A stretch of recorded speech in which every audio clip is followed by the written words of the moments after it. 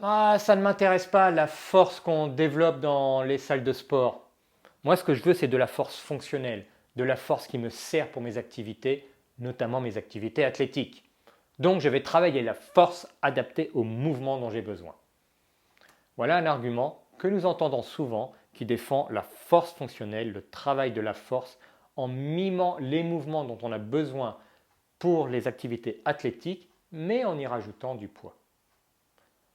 Le problème, c'est que ça ne fonctionne pas. Nous devons développer la force dans la salle de sport et la qualité technique en pratiquant les mouvements.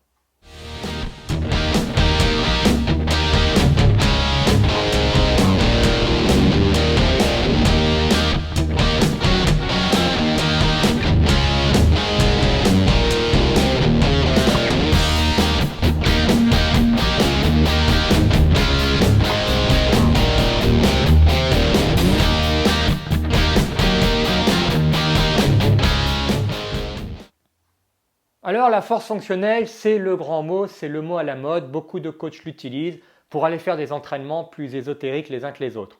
C'est vrai que c'est particulièrement ennuyeux d'entraîner la force, de faire du renforcement de manière traditionnelle avec des squats, des soulevés de terre, des développés, que ce soit avec une barre, que ce soit avec des kettlebells ou même au poids de corps.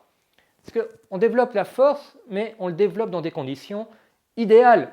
On est stable, on tient bien les objets, on génère un maximum de tension. Donc peut-être même que c'est lent et ça ne correspond pas du tout à ce qu'on a dans les activités athlétiques. Donc les coachs en force fonctionnelle nous apprennent à faire le mouvement dont on a besoin, que ce soit avec une raquette, que ce soit avec les arts martiaux, mais en y rajoutant du poids. Parce qu'en y rajoutant du poids, nous allons rajouter de la force dans le mouvement, donc de la force fonctionnelle. Où est la limite dans ce raisonnement et en quoi il est faux? Eh bien, ça fait longtemps que déjà, avec les athlètes de haut niveau, de nombreux coachs ont essayé ce genre d'approche. En particulier, c'est quelque chose qui avait été appliqué dans le cadre du baseball. Puisque en baseball, qui ne demande pas a priori beaucoup de force, puisque c'est un mouvement de vitesse, qui demande donc de la puissance, qui va être générée par la vitesse, et une certaine force pour vraiment taper dans la balle et l'envoyer le plus fort possible pour qu'elle aille le plus loin possible. Ce n'est pas un sport de force pure. Pourtant, quand on y pense, c'est quand même dans le baseball qu'il y a eu le plus de scandales aux stéroïdes anabolisants, et les stéroïdes anabolisants, c'est quand même pour générer de la force. Mais bon, ce n'est pas non plus du powerlifting, ce n'est pas un sport de force pure. Mais avoir de la force fonctionnelle, c'est-à-dire de la force adaptée au mouvement, est utile parce que comme cela, le batteur va pouvoir envoyer la balle le plus loin possible et va avoir le temps de faire un home run, d'atteindre la prochaine base et donc potentiellement de faire gagner le match à son équipe.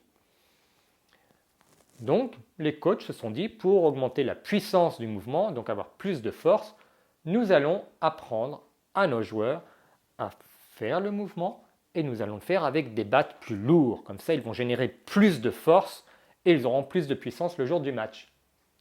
Qu'est-ce qui s'est passé? Eh bien, c'est qu'en travaillant avec des battes plus lourds et ensuite en revenant au moment du match avec des battes plus légers, ils se sont rendus compte que la technique de leurs joueurs s'était dégradée. Et que donc, loin d'envoyer la balle à des distances énormes, ils l'envoyaient moins loin. Pourquoi? Eh bien parce que, d'une part, ils n'ont pas pu réellement développer la force, parce que l'ajout de poids était relativement léger par rapport à ce qu'on pourrait faire dans une salle de sport avec une barre ou même des kettlebells. Donc ça n'a pas réellement renforcé les joueurs. Mais en plus, ce qui s'est passé, c'est que utiliser un bat plus lourd a forcé les joueurs à générer plus de tension pour le mouvement, pour bien tenir le bat. Ça a demandé aussi de se concentrer plus sur le mouvement lui-même, donc de devenir plus consciemment compétent, ce qui fait que la technique a été ralentie. Donc ce qu'ils auraient pu potentiellement gagner en force, qui aurait rajouté à la puissance, qu'ils n'ont pas vraiment gagné parce que ce n'était pas suffisamment lourd, mais ce qu'ils auraient pu potentiellement gagner en force, ils l'ont perdu en vitesse d'exécution. Or la puissance, c'est la force, mais aussi en rapport avec le carré de la vitesse. Donc il vaut mieux gagner beaucoup en vitesse qu'en force. L'idéal, c'est de gagner les deux. En fait, ils se sont rendus compte que en mélangeant le travail de la force et le travail technique en un seul mouvement de force fonctionnelle. Ils avaient non seulement pas obtenu de résultats pour le développement de la force, mais en plus ils avaient dégradé la technique. La force fonctionnelle, ça ne marche pas. Traitons la force comme une compétence générale.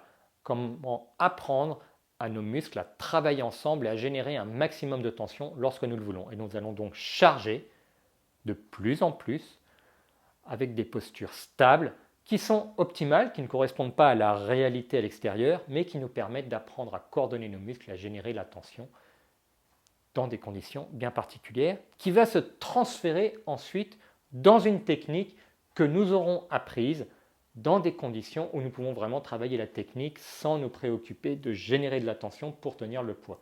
Et nous aurons juste un travail technique, lent au départ, puis de plus en plus rapide. C'est d'ailleurs comme ça qu'on apprend l'art martiaux traditionnellement.